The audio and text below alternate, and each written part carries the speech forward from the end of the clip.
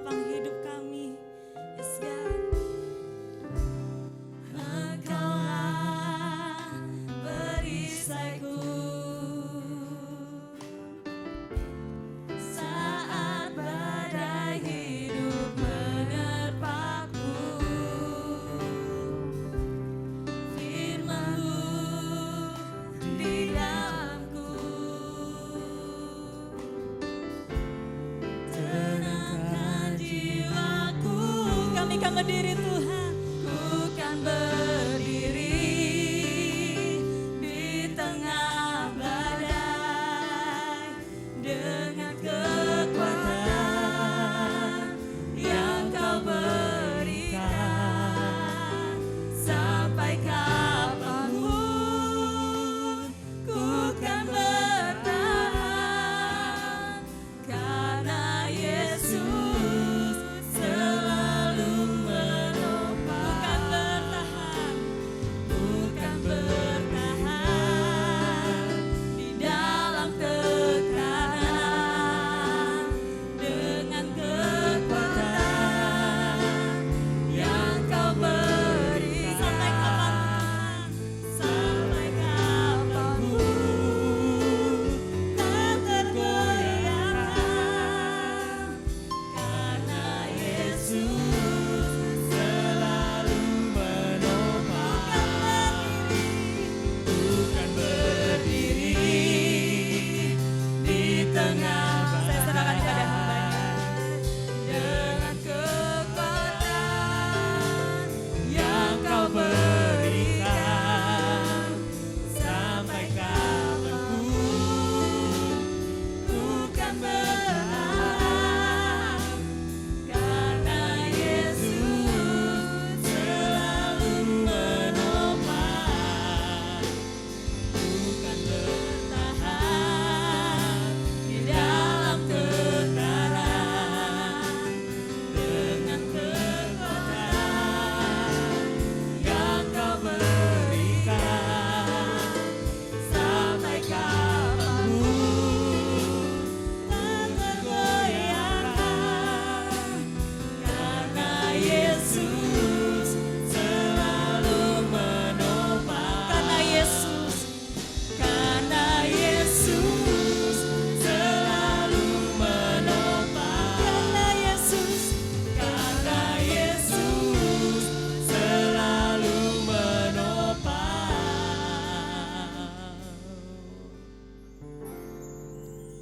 hidupku.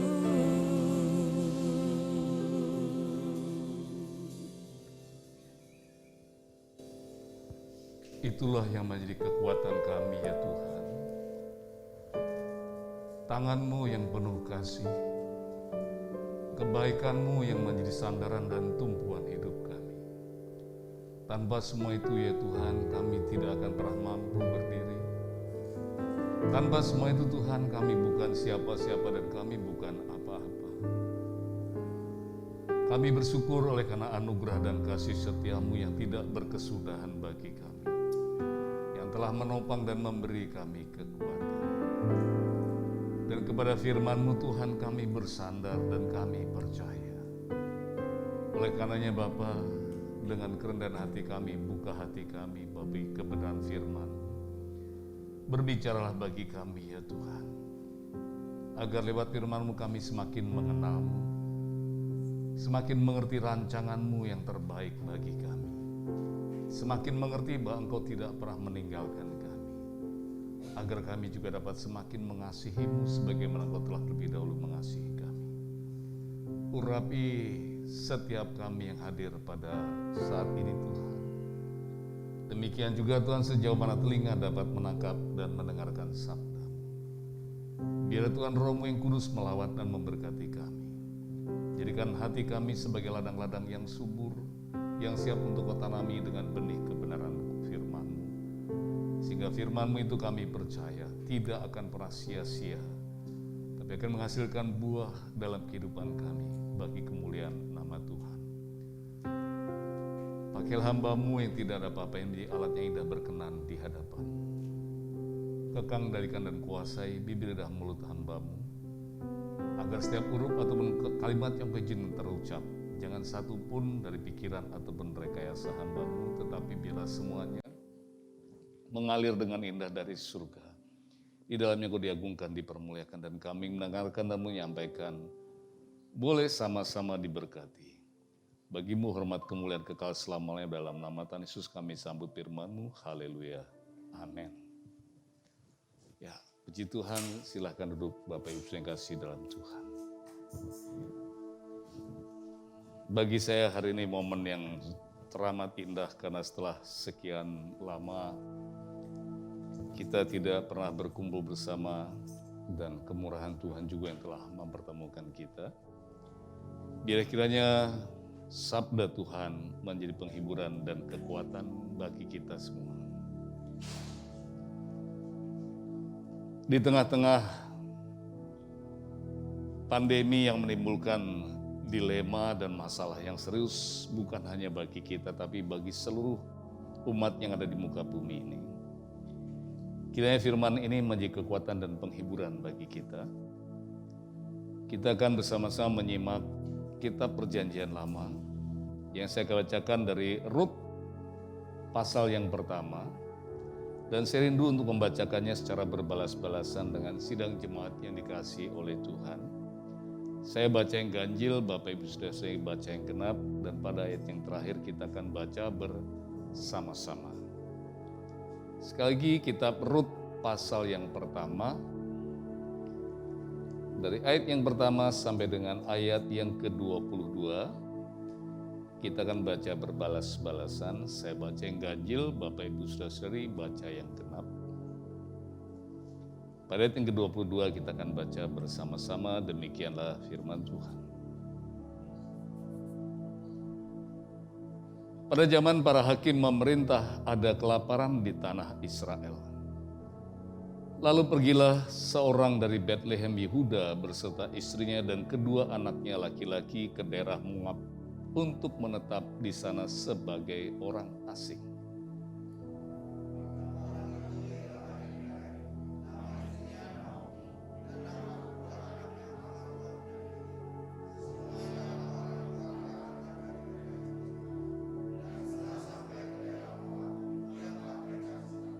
Kemudian matilah Elimelech, suami Naomi, sehingga perempuan itu tertinggal dengan kedua anaknya.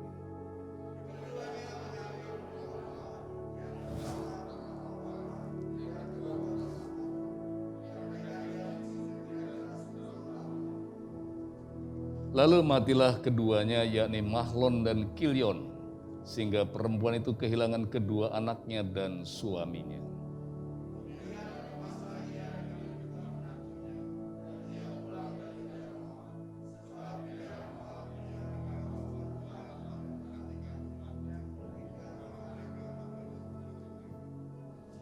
Maka berangkatlah ia dari tempat tinggalnya itu bersama dengan kedua menantunya. Ketika mereka sedang di jalan untuk pulang ke tanah Yehuda,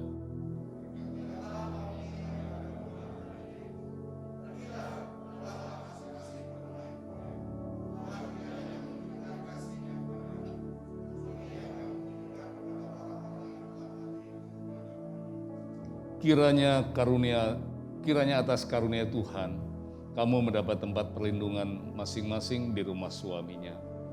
Lalu dicimyah mereka, tetapi mereka menangis dengan suara keras.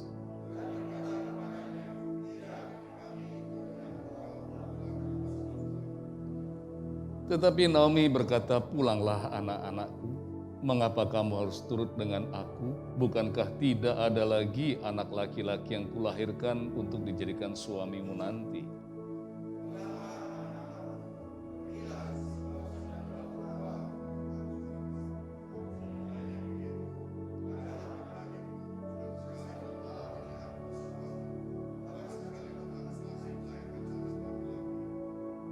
Masakan kamu menanti sampai mereka dewasa?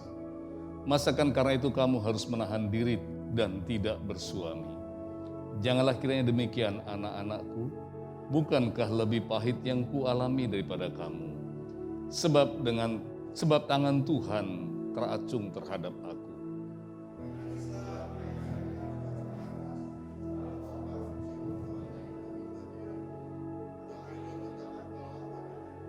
Berkatalah Naomi, telah pulang iparmu kepada bangsanya, kepada para allahnya pulanglah mengikuti iparmu.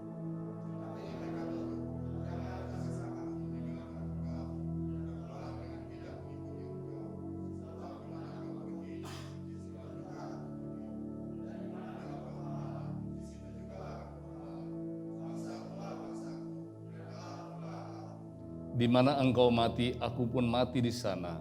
Di sanalah aku dikuburkan. Beginilah kiranya Tuhan menghukum aku bahkan lebih daripada itu. Jika sesuatu apapun memisahkan aku dari engkau selain daripada maut.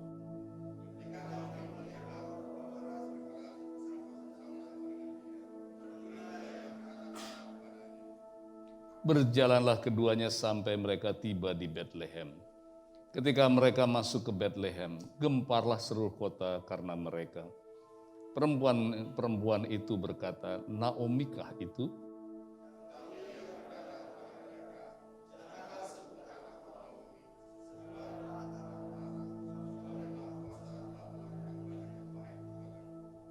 Dengan tangan penuh aku pergi, tetapi dengan tangan kosong Tuhan memulangkan aku. Mengapa kamu menyebutkan aku Naomi? Karena Tuhan telah naik saksi menentang aku. Dan Yang Maha Kuasa telah mendatangkan malapetaka kepadaku bersama-sama. Demikianlah Naomi pulang bersama dengan Rut, perempuan Moab itu, menantunya yang turut pulang dari daerah Moab. Dan sampailah mereka ke Betlehem pada permulaan musim menuai jelai. Tuhan memberkati, berbahagialah kita yang gemar merenungkan firman Tuhan, dan kebahagiaan kita akan lebih sempurna bila mana kita menjadi pelaku-pelaku kebenaran firman Tuhan. Bapak Ibu yang kasih dalam Tuhan, kadang-kadang kita bertanya-tanya dalam hati, kenapa orang-orang yang setia kepada Tuhan, kenapa kita sendiri yang mengasihi Tuhan, seringkali pepatah yang menyakitkan itu harus lapang dada kita terima. Pepatah yang miris itu seringkali harus dengan rela kita telan bulat. Pepatah apa? Pepatah yang mengatakan untung tak dapat diraih, malang tak dapat ditolak. Sama seperti yang kita alami saat ini. Di tengah-tengah pandemi yang melanda seluruh permukaan bumi ini tentunya menimbulkan bukan hanya masalah kesehatan, tetapi berimbas pada masalah perekonomian, masalah politik, dan berbagai persoalan-persoalan lainnya yang pada akhirnya menimbulkan dilema yang sangat serius bagi kita. Apakah yang harus kita perbuat atau lakukan ketika situasi hidup seolah sepertinya tidak bersahabat, seperti yang kita alami saat ini? Kadang kita tidak menyadari lewat penderitaan dan kesusahan hidup yang kita alami, sesungguhnya kita sedang berada dalam sebuah skenario ilahi. Kita berada dalam sebuah rancangan Tuhan. Tentu hal ini akan menimbulkan argumentasi dalam hati kita. Bukankah rancangan Tuhan dikatakan dalam Yeremia 29:11 itu adalah rancangan damai sejahtera dan bukan rancangan kecelakaan? Kalau rancangan Tuhan adalah rancangan damai sejahtera bukan rancangan kecelakaan, kenapa kita harus mengalami kesulitan hidup, harus mengalami rangkaian penderitaan, kesusahan, dan berbagai hal yang menyakitkan? Izinkan sekali lagi saya memastikan, sekalipun kita berada dalam situasi yang mungkin sangat tidak menyenangkan dan sangat tidak nyaman bagi kita, belum tentu hal itu merupakan bencana atau malapetaka yang harus kita hindari. Merenunglah sejenak, jangan-jangan itu adalah bagian dari rancangan ilahi yang sedang Tuhan kerjakan bagi kita. Oleh karenanya izinkan saya memberi tema pada khotbah pagi ini. Bagaimana agar kita tetap bisa berdiri kokoh dan berdiri teguh di tengah pandemi. Oleh karena sebelum saya melanjutkan pembacaan firman Tuhan, izinkan saya mengajak saudara saya yang kasih dalam Tuhan untuk menganalisa kitab Rut yang baru saja kita baca dan simak bersama-sama. Sebagaimana yang dialami oleh Elimelek dan keluarganya. Sama seperti kita ini juga sedang berada dan terlibat langsung dalam skenario ilahi, skenario Tuhan. Ada satu rencana yang mungkin kita tidak pahami dan tidak kita mengerti yang sedang Tuhan kerjakan bagi kita. Yaitu di mana kita tanpa kita inginkan, tanpa kita kehendaki, tiba-tiba kita yang semula mungkin dilingkupi dengan kemapanan, kenyamanan, kesejahteraan, ketentraman, tiba-tiba harus kehilangan segala sesuatunya. Bahkan situasi berbalik menjadi syarat dengan penderitaan, syarat dengan kesusahan. Bahkan tidak jarang kita harus mengalami berbagai tekanan-tekanan yang sangat berat untuk kita tanggung dan seolah kita tidak mampu harus menghadapinya. Apa yang terjadi secara manusiawi, secara naluriah ketika kita menghadapi hal seperti itu, maka kita akan bertindak seperti apa yang dilakukan oleh Elimelek. Elimelek berada di tempat yang tepat, berada di tempat yang tidak salah, yaitu Bethlehem. Atau yang dalam bahasa Indonesia rumah roti, berarti tempat di mana kemakmuran tersedia, tempat di mana anugerah Tuhan dilimpahkan, tempat di mana Tuhan memelihara, menyertai dan memberkati umat. Namun dalam kitab Rut yang kita baca, kita menemukan sebuah anomali, sebuah kejanggalan. Justru di dalam hadirat Tuhan, justru dalam perlindungan Tuhan, dalam penyertaan Tuhan, dalam pemeliharaan Tuhan, keluarga Elimelek justru harus terusir keluar dari kenyamanan oleh karena kekeringan ataupun bencana yang menimpa. Mungkin kita juga mengalami hal yang sama. Kita mengklaim diri kita sudah setia kepada Tuhan, taat kepada Tuhan, dan hidup menurut kaidah dan perintah-perintah yang Tuhan tetapkan. Dan pada akhirnya semua itu menghasilkan, membuahkan kenyamanan, kemapanan, dan kesejahteraan. Namun tiba-tiba tanpa kita duga, semula hanya Wuhan yang ditimpa oleh pandemi. Tapi pada akhirnya pandemi itu ternyata melanda ke seluruh penjuru bumi tanpa kecuali. Seluruh negeri, bahkan dari negeri yang paling miskin sampai dengan negeri yang paling adidaya, yang paling makmur pun tertimpa oleh pandemi dan tidak dapat meloloskan diri. Ketika hal seperti terjadi, apa yang terjadi? Pasti akan muncul argumentasi, perdebatan-perdebatan yang muncul dalam batin atau dalam kalangan orang-orang yang percaya. Naluriah manusia ketika mengalami kesulitan, mereka akan mulai mencari tahu, mulai menganalisis apa penyebabnya. Bahkan tidak jarang kita mulai mempersalahkan Tuhan, mulai berargumentasi dan mendebat Tuhan, dan menganggap Tuhan tidak mampu menolong, tidak mampu memelihara, sehingga tidak sedikit yang mulai meragukan akan kebenaran kasih dan kesetiaan Tuhan. Bahkan tidak jarang yang menjadi kecewa kepada Tuhan, bahkan berpikiran untuk meninggalkan Tuhan. Oleh karena itu Bapak Ibu kasih dalam Tuhan. Yang pertama saya ingin mengajak Bapak Ibu yang kasih untuk mengkaji peristiwa yang terjadi dalam kitab Rut pasal yang pertama ini. Yang pertama yang menarik adalah mereka tinggal di Bethlehem atau sebagaimana sudah saya katakan di rumah roti. Tempat di mana segala sesuatu yang Tuhan sediakan, Tuhan hadirkan dan Tuhan limpahkan. Dan memang kenyataannya sebelum peristiwa ini orang-orang Israel yang ada di Bethlehem tidak pernah kekurangan apapun, yang terbaik sesuai dengan nama kota itu rumah roti. Yang kedua, yang menarik adalah keluarga yang mengungsi ke Moab ini adalah keluarga Elimelek. Berarti Elimelek ini adalah keluarga atau pribadi yang mempunyai hubungan yang intim dengan Tuhan. Elimelek ini berarti orang yang takut akan Tuhan. Kenapa? Karena ia menjadikan Tuhan sebagai raja. sebagai orang yang hidup dan menjadikan Tuhan sebagai Raja, maka akan menempatkan Tuhan sebagai pribadi yang berhak menetapkan apapun yang terjadi dalam kehidupannya. Dengan demikian saya simpulkan bahwa Elimelek adalah orang yang sangat berbahagia karena diberkati oleh Tuhan, hidupnya ditata oleh Tuhan, hidupnya diatur oleh Tuhan. Kalau hidup kita diatur oleh Tuhan, ditata oleh Tuhan, dikelola oleh Tuhan, dikendalikan oleh Tuhan, dan dipimpin oleh Tuhan, maka genaplah Mazmur 23 yang mengatakan bahwa orang yang dipimpin Tuhan tidak akan kekurangan apapun yang terbaik. Ia digembalakan di tempat yang tepat dan ia senantiasa dikenyangkan dengan kebaikan dan kemurahan Tuhan.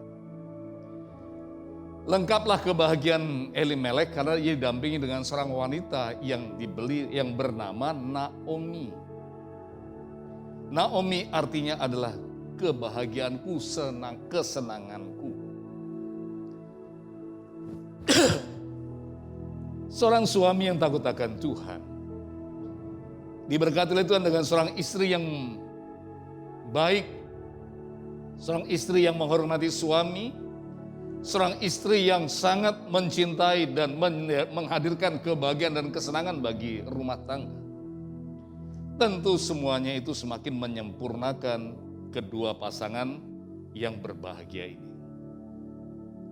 Ketika sampai pada analisis yang ketiga, yaitu ketika mereka melahirkan anak, yang pertama diberi nama Mahlon.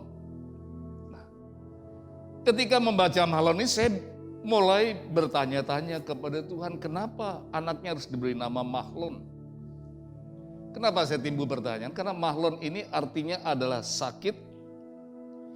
Mahlon ini artinya adalah seorang yang penyakitan, seorang yang lemah, seorang yang sangat bergantung dan sangat bersandar kepada perawatan papa dan mamanya dan kepada pemeliharaan orang-orang yang lain.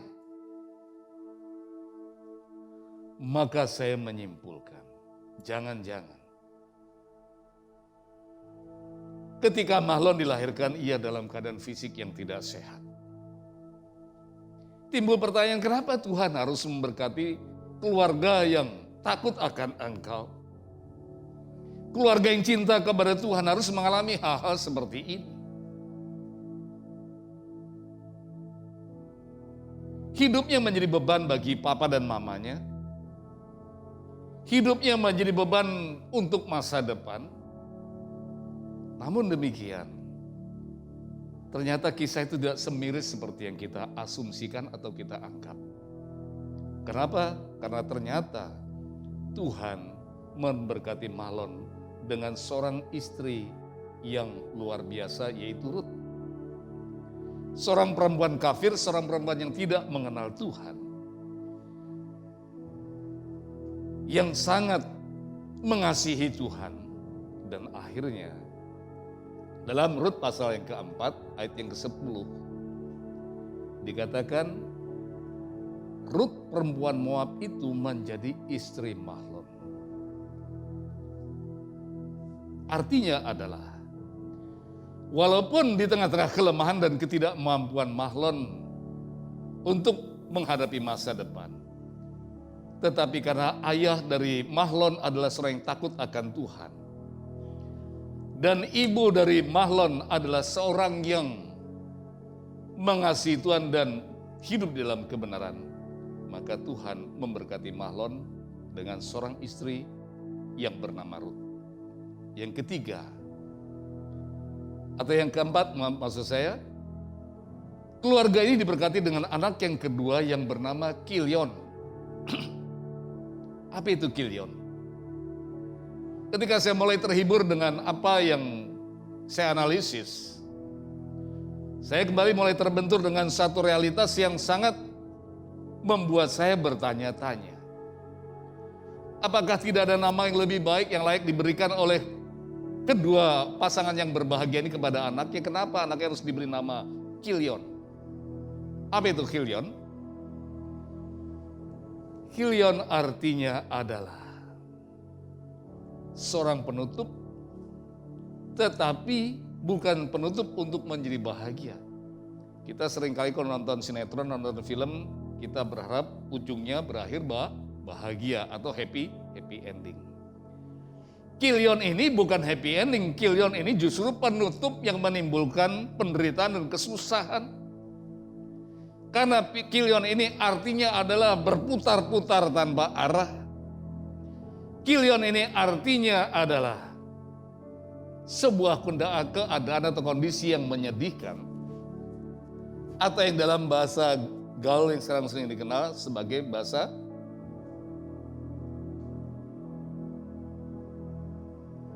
tidak nyaman, tidak bahagia, penuh dengan kegelisahan, penuh dengan penderitaan. Nah, saudaraku yang kasih dalam Tuhan, bagaimana mungkin keluarga yang takut akan Tuhan yang harus mengalami hal seperti ini? Izinkan saya memastikan yang pertama-tama dari analisa yang kita analisa bersama-sama tadi, saya mendapatkan sebuah sintesa. Saya mendapatkan sebuah pengertian atau pemahaman yang selaras dengan apa yang sedang terjadi, yaitu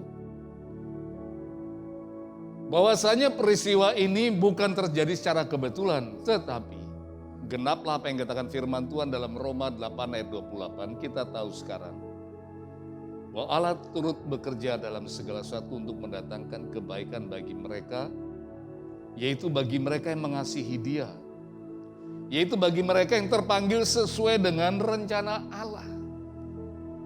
Dengan demikian Bapak Ibu yang kasih dalam Tuhan, izinkan saya mengingatkan kepada kita. Rencana Tuhan memang rencana damai sejahtera dan bukan rancangan kecelakaan. Sekali lagi, izinkan saya mengutip Yeremia 29 ayat 11 yang berbunyi sebagai berikut. Sebab aku ini mengetahui rancangan-rancangan apa yang ada padaku mengenai kamu, demikianlah firman Tuhan. Yaitu rancangan damai sejahtera dan bukan rancangan kecelakaan untuk memberikan kepadamu hari depan yang penuh dengan pengharapan. Maka pada hakikatnya rencana Tuhan adalah yang terbaik untuk kita. Rencana Tuhan adalah rencana yang terindah bagi kita. Rencana Tuhan adalah pada akhirnya, pada ujung dari rencana itu, yang pertama memberikan pengharapan, yang kedua memberikan ketenteraman, memberikan kesejahteraan, memberikan kebahagiaan. Dan kalau saya simpulkan dalam kesimpulan yang sederhana, rancangan Tuhan adalah rancangan damai sejahtera dan bukan rancangan kecelakaan, yaitu rancangan hari esok yang penuh dengan kepastian dan bukan pengharapan yang merupakan isapan jempol, tetapi pengharapan yang merupakan sebuah kepastian.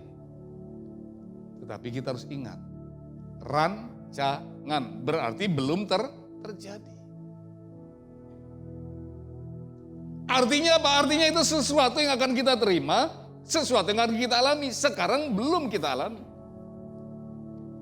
Saya tidak ingin menjebak saudara dengan kalimat yang serba mengiming-imingi, tetapi saya ingin kita semua menyadari, memahami bahwasanya kita berada dalam proses ilahi, kita berada dalam skenario Tuhan, kita sedang berjalan untuk menuju rancangan Tuhan.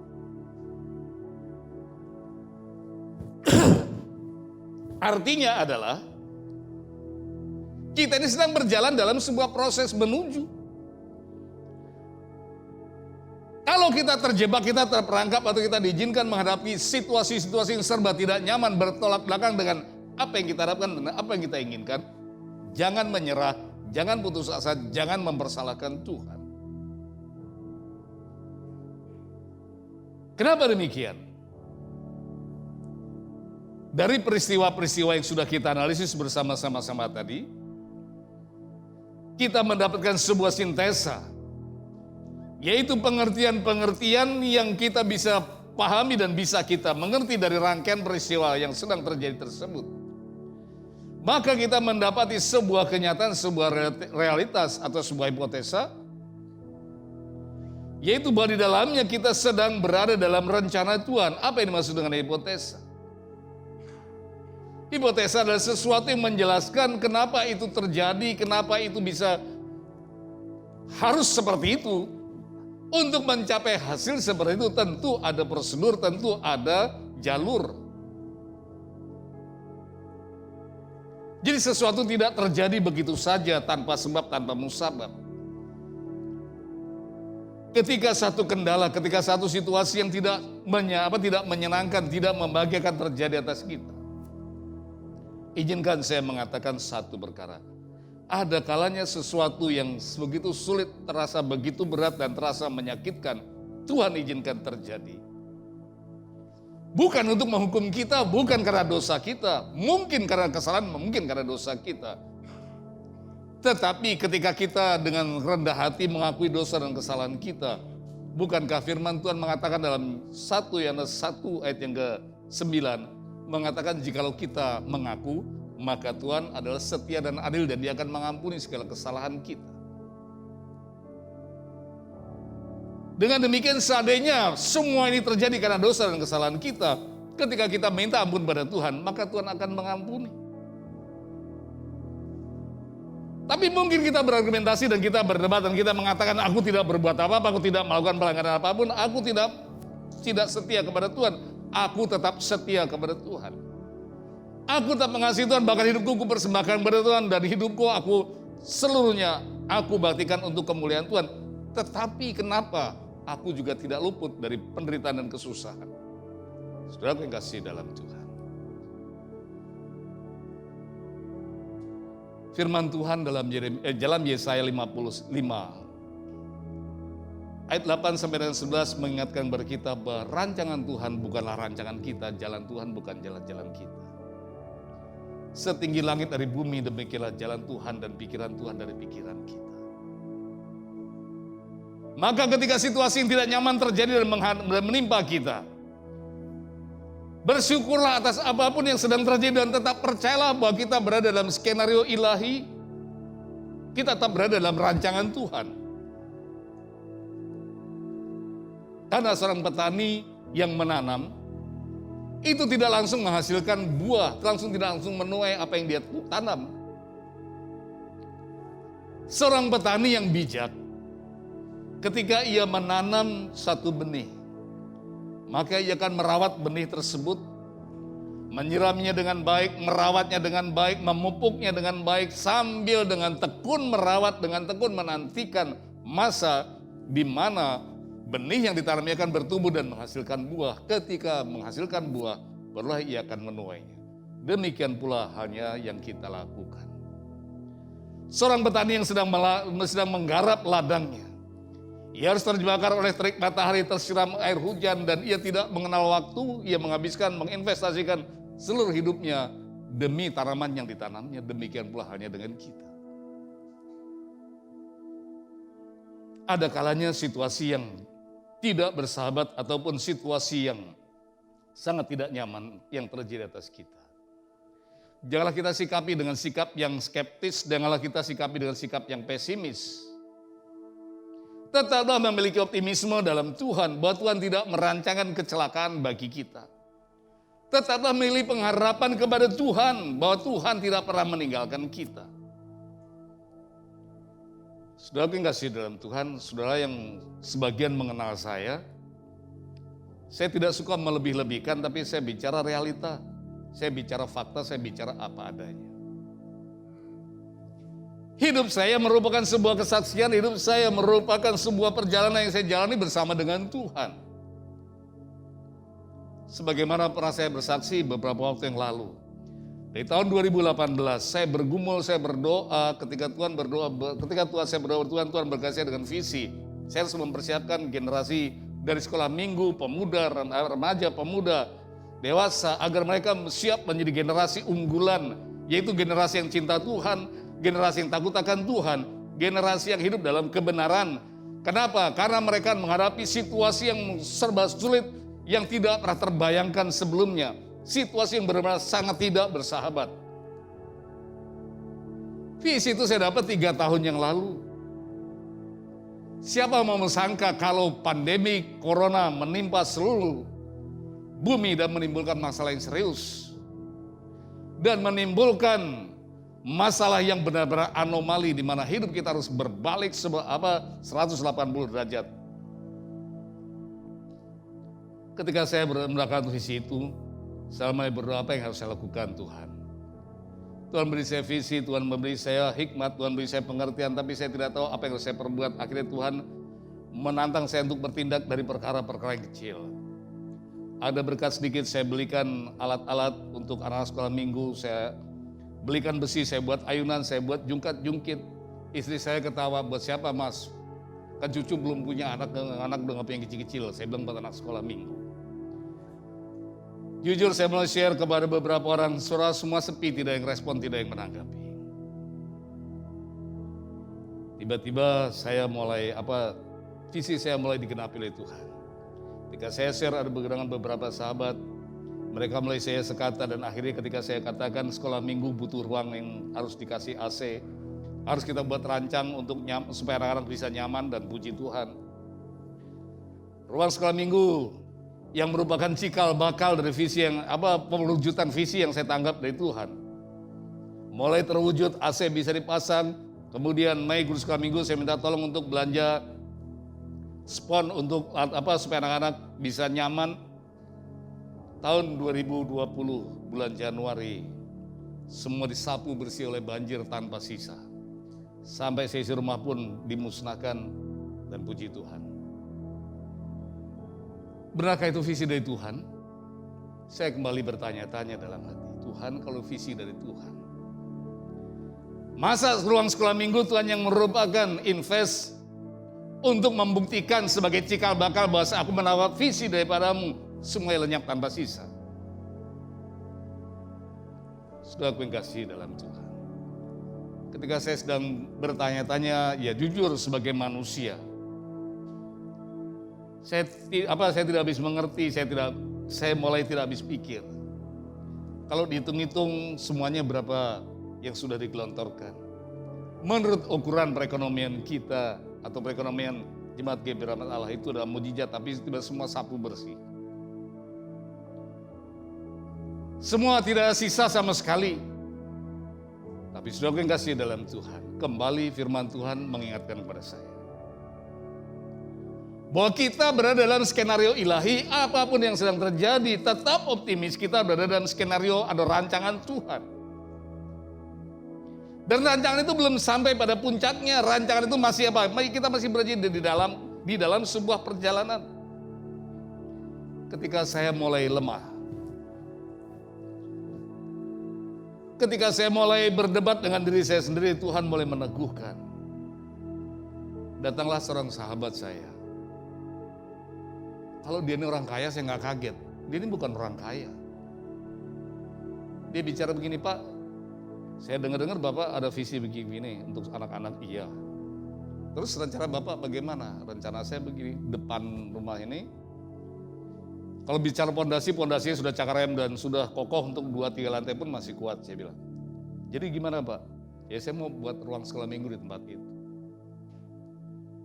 Dia bilang apa? Pak, tolong dihitung aja kira-kira berapa.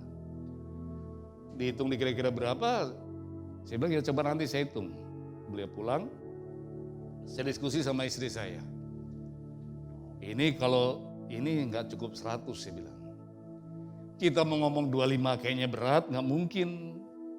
Kalaupun 25 juga uang siapa, duit dari mana, dan apa mungkin dia juga punya uang sebesar itu. Kalkulasi, hitung, akhirnya ketika akhirnya dia telepon lagi, bahkan dia berkunjung, dia bertanya kepada saya bilang, ini kurang lebih 70-an. Sudah kasih dalam Tuhan. Di tengah-tengah perekonomian yang sulit seperti saat ini, di tengah-tengah pandemi, di tengah-tengah kemustahilan seperti yang kita alami saat ini, semua merasakan, semua menikmati kesusahan. Apa yang terjadi? Keluarga ini bukan, sekali lagi saya katakan, keluarga ini bukan keluarga kaya. Pak, saya transfer 80 juta Pak.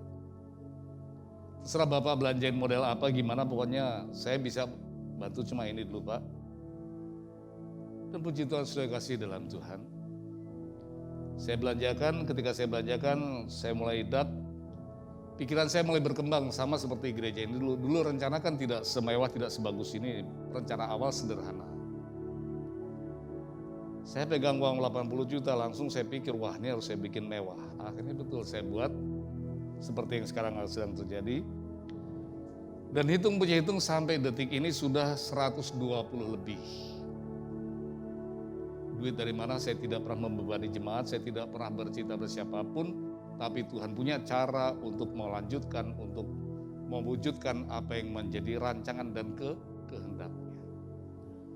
Apa yang ingin saya bagikan pada pagi hari ini adalah di tengah-tengah kesulitan, sesulit apapun, Dia tetap Tuhan, Dia tetap Allah, Dia tetap Raja di atas segala raja.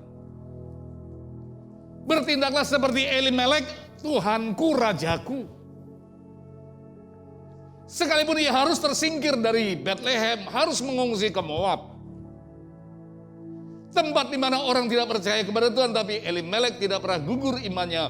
Elimelek tidak pernah lemah imannya. Elimelek tetap percaya dan optimis kepada Tuhan. Elimelek tetap bersyukur kepada Tuhan. Didampingi oleh seorang istri yang mengasihinya, istri yang menghormatinya. Kesukaanku, kebahagiaanku Naomi. Kalau suami takut akan Tuhan, istri takut akan Tuhan, maka rumah tangga itu akan menjadi rumah tangga yang diberkati oleh Tuhan. Percaya atau tidak, saya mengalaminya, Elimelek juga mengalaminya. Kiranya saudara juga menikmati apa yang difirmankan oleh Tuhan. Maka jadi suami istri jangan ribut mulu.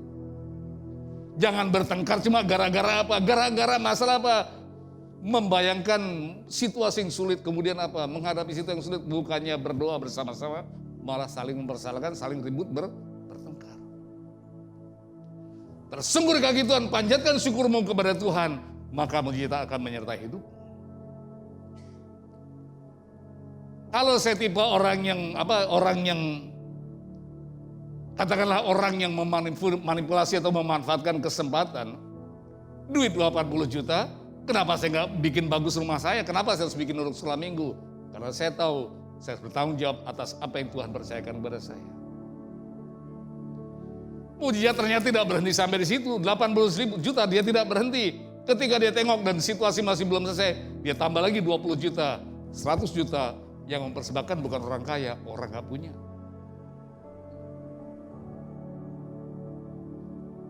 Dan puji Tuhan sudah kau kasih dalam Tuhan. Bantu doa.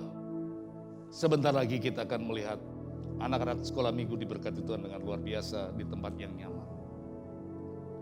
Yang ketiga, ketika Elimelek dan Naomi mengungsi ke Moab, anaknya yang pertama sakit-sakitan, anak yang kedua juga akhirnya kedua-duanya mati. Namun sebelum mereka mati, mereka diberkati Tuhan dengan seorang istri. Masing-masing seorang istri, Kilion mendapat istri Orpa dan Mahlon mendapat istri Ruth.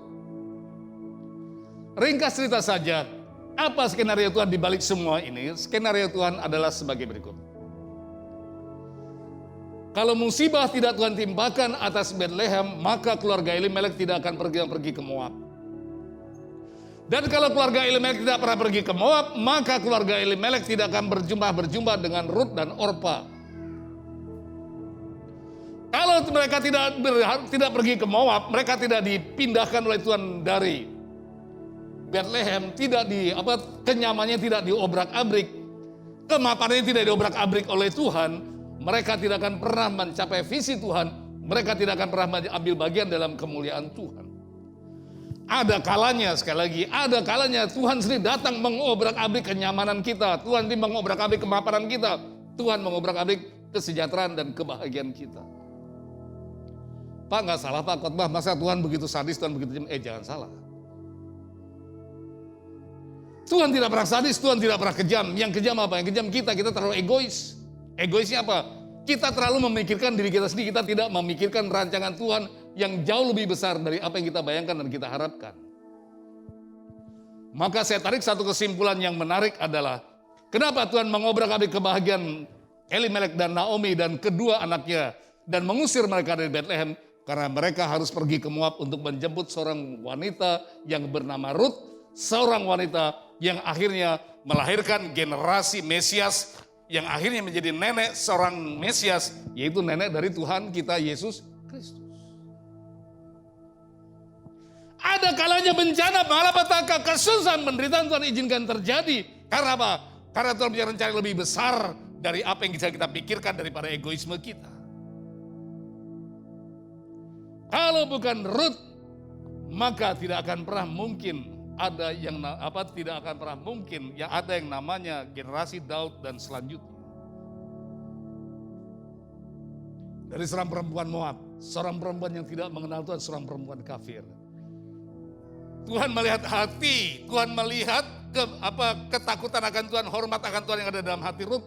Maka Tuhan pilih Ruth dan Tuhan persiapkan keluarga yang cinta Tuhan untuk menjemputnya, meminangnya, dan menjadikan keluarga yang diberkati oleh Tuhan. Maka pesan ilahi yang ingin saya sampaikan lewat peristiwa ini adalah ketika menghadapi peristiwa sesulit apapun, mengucap syukurlah karena itu dikehendaki Tuhan.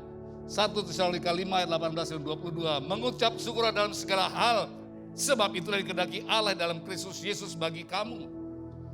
Janganlah padamkan roh dan jangan anggap remeh, rendah atau nubuat, ujilah segala sesuatu, peganglah yang baik, jauhkanlah dirimu dari segala jenis kejahatan.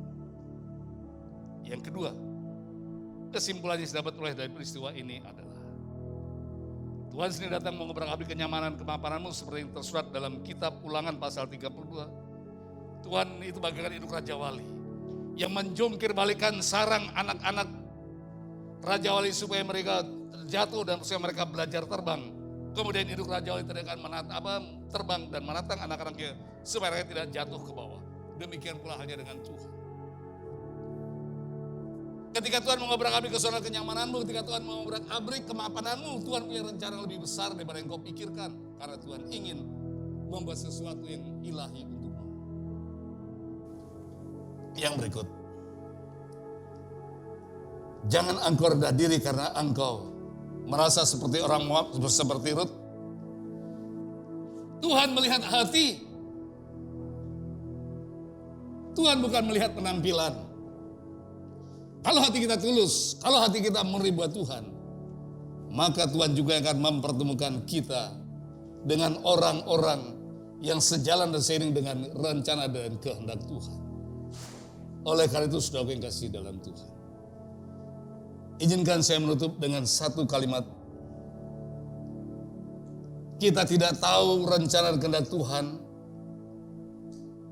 Yang kita tahu, kita sering kali kita terlalu tahu apa yang jadi keinginan hati kita. Lewat penderitaan, lewat kesusahan yang kita alami, Tuhan sedang mendidik kita, Tuhan sedang mengajar kita agar kita belajar berempati kepada Tuhan. Agar kita belajar memikirkan perasaan Tuhan, agar kita belajar menyelaraskan diri kita dengan kehendak Tuhan. Oleh karena itu, tetaplah bersandar kepada Tuhan. Dan tetaplah imani bahwa Dia punya rencana yang terindah, yang terbaik bagi setiap kita. Imani dan percaya bahwa Dia sedang membawa kita, menuntun kita ke dalam dimensi kekudusan, dimensi kemuliaan, dimensi yang berujung berakhir pada kebahagiaan kekal. Bukan kebahagiaan sementara di kolong langit ini. Karena apa? Dunia ini bukan tujuan akhir kita. Tujuan akhir kita adalah berkumpul bersama dengan Tuhan dalam kemuliaannya untuk selama-lamanya. Tuhan memberkati. Mari kita tundukkan kepala dan mari kita berdoa dengan hormat. Tim musik singer untuk maju ke depan.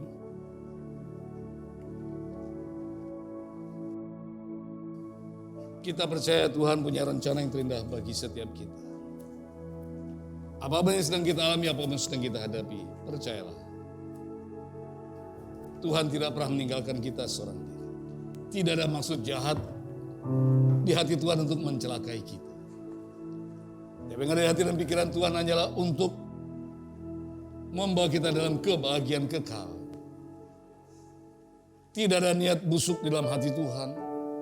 Tapi rancangan Tuhan adalah rancangan dari esok yang penuh dengan pengharapan. Walau mungkin jalan yang kita jalani terasa sulit dan berat, ataupun menyakitkan, tetaplah percaya bahwa rancangan yang terbaik terindah disediakannya bagi kita.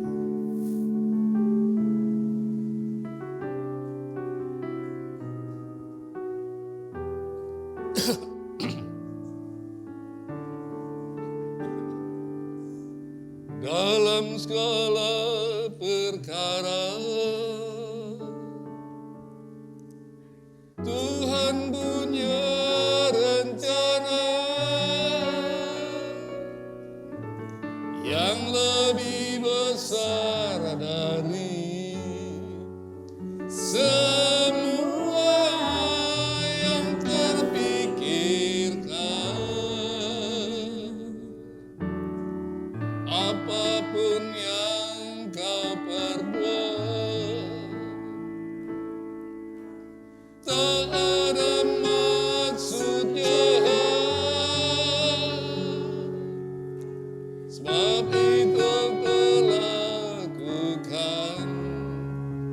semua denganmu Tuhan.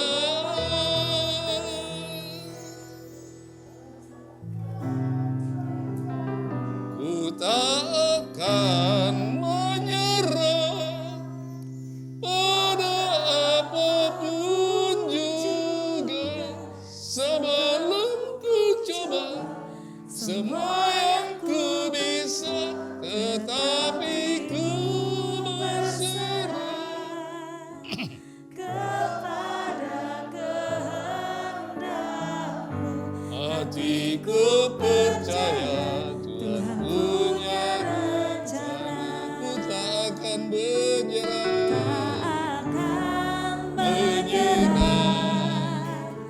pada apapun juga, sebelum ku coba semua yang ku bisa, tetapi ku berserah kepada kehendak-Mu.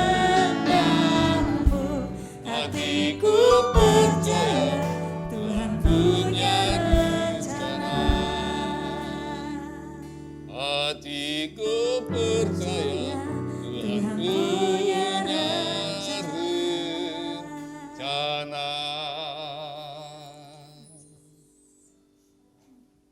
Kami bersyukur padamu ya Tuhan, karena kami tahu rancangan-Mu tidak pernah gagal. Dan rancangan-Mu adalah rancangan yang terindah bagi setiap kami. Rancangan-Mu adalah rancangan yang termanis bagi setiap kami. Rancangan-Mu adalah rancangan dari esok yang mendatangkan kebahagiaan, ketentraman, damai sejahtera, bukan rancangan kecelakaan. Walau hari-hari yang harus kami jalani terasa pahit dan terasa sulit, ajar kami untuk memandang jauh ke depan, bukan memandang hari ini. Seperti halnya ketika Engkau menuntun Israel di tengah padang belantara. Engkau singkirkan kami keluar dari Mesir. Engkau hentar kami di tengah padang belantara. Bukan untuk Engkau terlantarkan, tetapi untuk Engkau berkati. Tujuan akhir kami bukanlah padang belantara. Tujuan akhir kami adalah negeri perjanjian.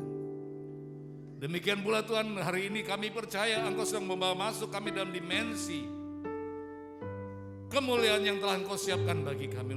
Ajar kami untuk memahami rancangan. Dalam nama Tuhan Yesus, kami berdoa Tuhan untuk saudara-saudara kami yang saat ini sedang bertanya-tanya dalam hati. Kenapa hidup terasa sulit? Kenapa harus begini? Kenapa harus begitu? Teguhkan dan kuatkan hati dan pikiran setiap anak-anak-Mu Tuhan yang sedang terjebak dalam dilema. Dalam nama Yesus kami juga berdoa Tuhan untuk anak-anak-Mu Tuhan yang sedang merasakan kesulitan, sedang merasakan beratnya beban yang harus dipikul. Kami percaya Tuhan, sekalipun seperti yang dialami Elimelek, dia mati di Moab, dia tidak kehilangan bagian yang terindah sebab ia berada dalam rancangan-Mu Tuhan untuk menjemput seorang yang Kau persiapkan untuk melanjutkan generasi Mesias. Demikian juga Tuhan, kalau kami harus menjadi seperti seorang Naomi yang seolah kehilangan segala-galanya, kehilangan orang-orang yang dikasih dan dicintai. Tetapi demi kemuliaan-Mu Tuhan kami tahu dan kami bersyukur karena kami tahu Tuhan rancangan-Mu tetap yang terbaik. Demikian juga Tuhan, mungkin kami berada seperti posisi Mahlon maupun Kilion. Oleh karena kami masuk dalam rancangan-Mu Tuhan, karena kami berada dalam rancangan-Mu, kami harus kehilangan segala-galanya, bahkan kami harus terpisah dengan orang yang kami kasih. Ajar kami percaya Tuhan bahwa rancangan-Mu tetap yang terbaik. Demikian juga Tuhan, ajar kami untuk menjadi bijak seperti Rut. Sebagai orang yang mengenal Engkau, sebagai orang yang mendapat kehormatan Engkau pilih. Dan Engkau tetapkan untuk menjadi bagian di dalam skenario ilahi. Ajar kami menghormati-Mu dan tetap setia kepada-Mu seperti Rut. Walaupun mahlon sudah tidak ada, pengharapan tidak ada, tetapi dia punya pengharapan kepada Engkau. Dengan berkata, Allah-Mu adalah Allah-Ku, Tuhan-Mu adalah Tuhan-Ku. Komitmen yang begitu menakjubkan biarlah menjadi komitmen setiap kami ya Tuhan. Dalam nama Tuhan Yesus, kuatkan setiap anak-anak-Mu yang saat ini sedang menghadapi kesulitan Tuhan. Dalam nama-Mu Tuhan Yesus, berkatilah setiap kami yang saat ini sedang bergumul Tuhan, dan jangan biarkan kami pulang dengan tangan hampa. Biarlah Tuhan firman meneguhkan dan menguatkan kami, memberi kami pengharapan sehingga kami boleh pulang sebagai orang yang berkemenangan, pulang dengan penuh pengharapan. Karena kami tahu Tuhan, rancangan-Mu tetap yang terbaik bagi setiap kami. Di tengah-tengah situasi yang sulit kami bisa berdiri teguh, bisa berkokoh karena firman-Mu, karena kuasa-Mu. Dalam nama Yesus, berkati perekonomian umat-Mu Tuhan. Berkati kesejahteraan umat-Mu Tuhan. Berkati apapun jadi kebutuhan mereka. Lebih dari semua Tuhan, teguhkan hati dan iman kami agar tetap percaya kepada-Mu dalam segala keadaan. Hamba-Mu telah saya menyampaikan dalam segala keterbatasan. Tuhan, Engkau Maha Guru yang akan berkati umat-Mu dan memberi pemahaman lebih dalam lagi, agar kami lebih mengenal-Mu, lebih mengasihi-Mu, lebih menghormati-Mu, dan hidup di dalam kebenaran-Mu. Dalam nama Yesus, kami berkati umat-Mu Tuhan. Jangan biarkan seorang pun pulang dengan tangan hampa, tapi biarlah pulang dengan sukacita karena berkat-Mu telah Kau sediakan bagi setiap kami Tuhan. Berdoa juga untuk lingkungan di mana mau tinggal berada dengan kesejahteraan. Berkati juga Tuhan karir umat-Mu. Bagi yang bekerja Engkau berkati karir mereka semakin meningkat, bagi yang berusaha, usaha mereka disulit apapun Tuhan, Engkau buka terobosan-terobosan baru agar mereka dapat menjadi berkat bagi kemuliaan nama Tuhan. Demikian juga Tuhan, berkati anak-anak yang masih studi agar mereka boleh Tuhan berprestasi dan dengan ilmu yang mereka dapat persiapkan itu menyongsong masa depan. Berkati pertumbuhan iman anak-anak-Mu Tuhan, agar mereka semakin setia dan semakin teguh dalam iman dan kebenaran-Mu Tuhan. Perjalanan mereka pulang meninggalkan mereka masing-masing, serta lindungi tubuh kuasa saudara-Mu, tibakan dengan selamat, lingkupi dengan kasih sayang-Mu, gembalakan dengan kemurahan dan anugerah-Mu.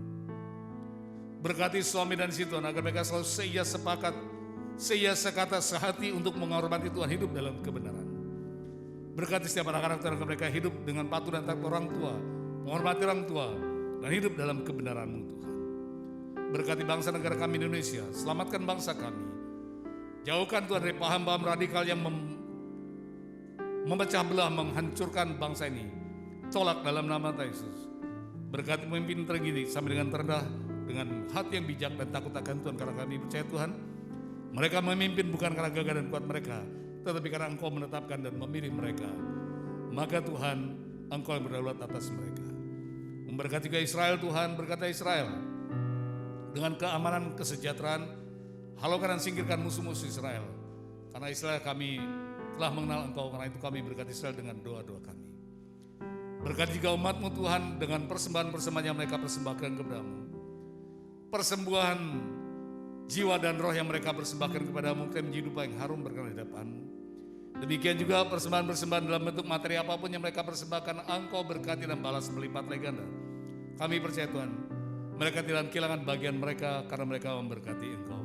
Bahkan mereka sedang menabur dan mereka akan menuai apa yang mereka tabur, dan Engkau akan berkati dengan berlipat kali ganda.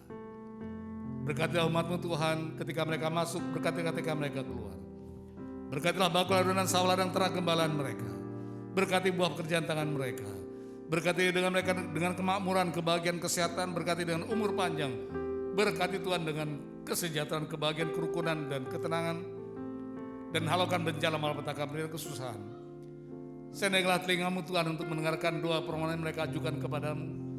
Ulurkan tangan menghadirkan mujizat, memberi pertolongan pada saat mereka membutuhkan Tuhan. Biar hati-Mu kiranya tertambat pada setiap kami Tuhan, sehingga cinta kasih-Mu senantiasa boleh kami nikmati sepanjang hidup kami. Berkati kami dengan Roh Kudus, mari kami dimampukan untuk hidup benar, hidup kudus di hadapan-Mu, Agar kami terlindungi dipagari dari perbuatan tidak berkenan di hadapan-Mu, pikiran dan perkataan yang tidak berkenan di hadapan-Mu, singkirkan dari hati dan pikiran dan jiwa kami. Tulis nama kami Tuhan dalam kitab hidup domba Allah, supaya ketika Kau datang kedua kali, izinkan kami Tuhan menyongsong dan tinggal bersama dalam keabadian, karena itu menjadi kerinduan dan iman kami sepanjang masa. Terima kasih Bapa. Dalam nama Tuhan Yesus Kristus, Allah yang baik, Allah yang kudus, Allah yang benar, Allah yang hidup, yang telah mengajar kami berdoa, kami bersyukur padamu.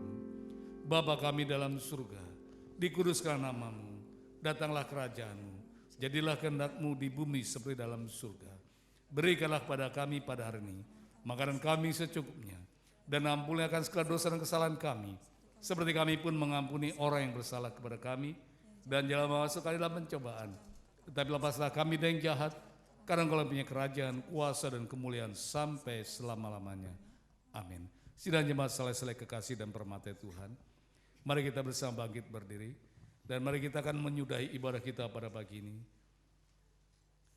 Kita persembahkan hidup, hati, jiwa dan roh kita kepada Tuhan. Angkat kedua tanganmu dan arahkan hatimu dalam kudus. Pulang dengan sukacita, Tuhan kirim menyeraimu dengan wajah dan melimpahimu dengan kasih karunia-Nya. Menyedengkan telinga dan mendengarkan doa seruan dan permohonanmu, menyertai membimbingmu dan memberkati engkau. Terimalah berkat damai sejahtera dari Allah Bapa, kasih karunia dari Putra yang tunggal, penyertaan pelindungan pelimpahan Roh Kudus yang menjaga melihara engkau dalam nama Yesus Kristus. Maranatha, Tuhan menjemput gerejanya, kerajaan-Mu datanglah, kehendak-Mu jadilah.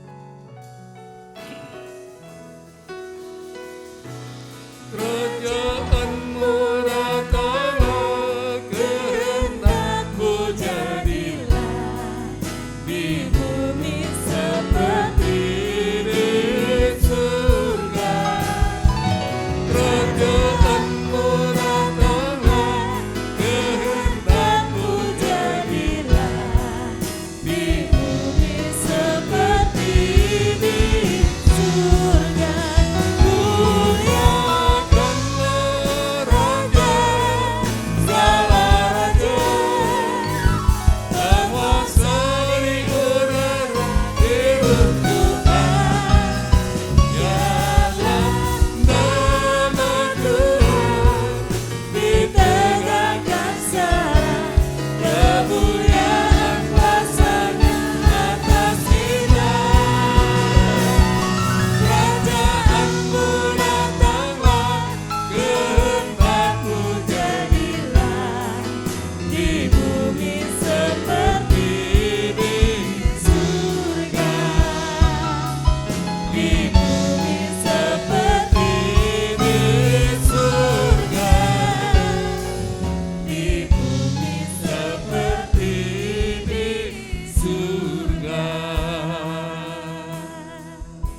Silakan duduk, kita masuk dalam satu sejenak.